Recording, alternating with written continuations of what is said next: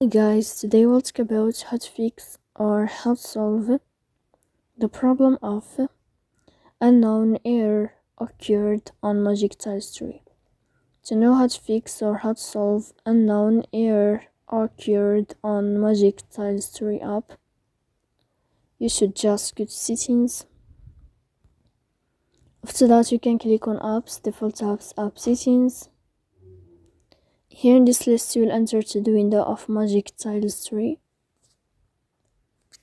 Then you can click on first stop and you can click OK. Here we'll enter to the window of storage. Then we can click clear cache. Don't click clear data because that can cause the errors in your app. In the end, you can turn off your phone and you can wait a moment to turn on your phone again.